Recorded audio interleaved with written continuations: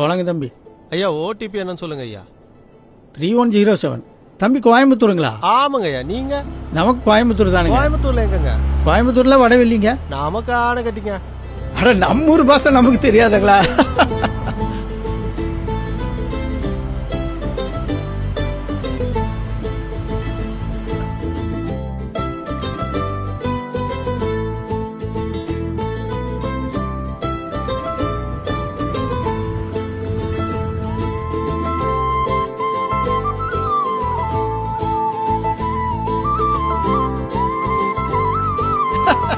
சரியா போச்சு தம்பி.